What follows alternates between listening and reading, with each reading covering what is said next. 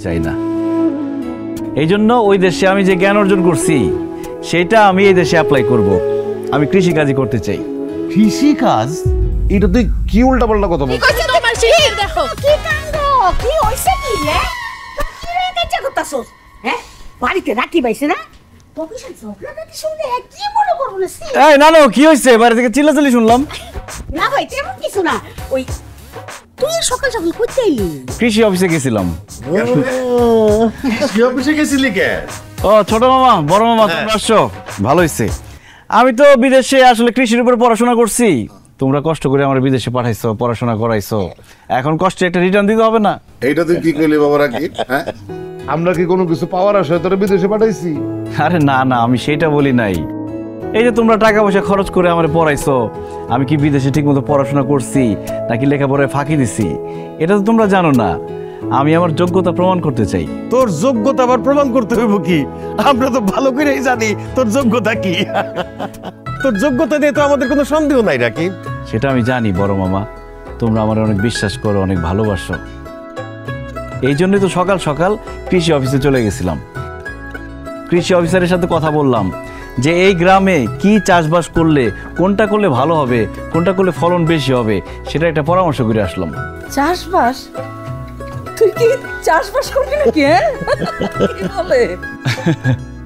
বড় মামি, আমি কিন্তু সিরিয়াসলি বলছি, এই গ্রামে আমি চাষাবাদ করতে চাই। কি বলো বাবা, তুমি চাষাবাদ করবা কেন?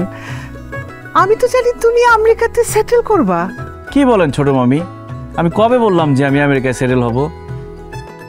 আমি এই কয়টা বছর এত দূরে ছিলাম, পরিবার থেকে দূরে ছিলাম, আমি আর দূরে থাকতে চাই না। এই জন্য ওই দেশে আমি যে জ্ঞান অর্জন করছি সেটা আমি এই দেশে অ্যাপ্লাই করব। আমি কৃষিকাজই করতে চাই। কৃষিকাজ? এটা তুই কি উল্টা পাল্টা কথা বলতেছিস রাকি? হ্যাঁ, এটা তো একটা আত্মঘাতী সিদ্ধান্ত। কেন মামা?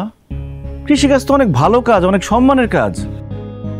আমরা যদি একটা মুরগির ফার্ম দেই, একটা গরুর ফার্ম দেই, যদি মাছ চাষ করি, তাহলে আমাদের ব্যবসা হবে, গ্রামের ছেলেদের একটা কর্মসংস্থানের ব্যবস্থা হবে।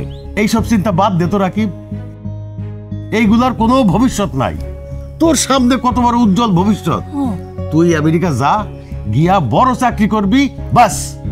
আমরা কিছুতেই চাই না তুই এই গ্রামে পয়সা মর। হ্যাঁ, আমি কিন্তু বড় ভাইয়ের সাথে একমত।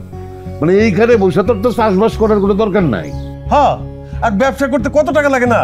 এত পুঁজি পাবি কই তুই? বড় মামা, আমি তো কিছু টাকা নিয়েই আসছি।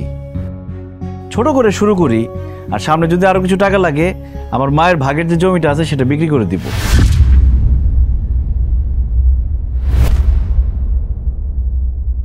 তোমরা আমাকে আর না করো না, আমি সিদ্ধান্ত নিয়ে নিচ্ছি, আমি কৃষিকাজই করব। সিদ্ধান্ত নিয়ে ফেলছিস মানে? চূড়ান্ত সিদ্ধান্ত নেওয়ার আগে মামা মামিকে জিজ্ঞাসা করলি না নাকি তোর জীবনে আমাদের প্রয়োজন শেষ? তাই তো মনে হইতেছে।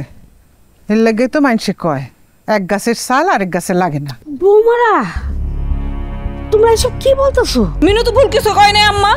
ওর মা তোর ছোট রেখে মরে গেছে, আর ওর বাপ আমাদের ঘরে ওরে তুলে দিয়ে সুন্দর মতো নিজে আরেকটা বিয়ে করে বসে আছে।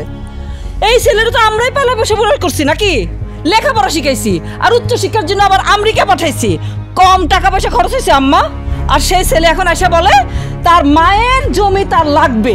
কত বড় নেমক হারাম দেখছেন আপনি? বড় মামি, আমি কিন্তু ওইটা মিন করি নাই। আমি শুধু তোমাদের সাথে থাকতে চাইছি। এই বাড়িতে থাইকা কোনো চাষাবাদ হবে না। যদি কিছু এইসব করতে চাও, এই বাড়ি থেকে বাইরে গিয়া করো। আমাদের কি কথা? এই চান আয়।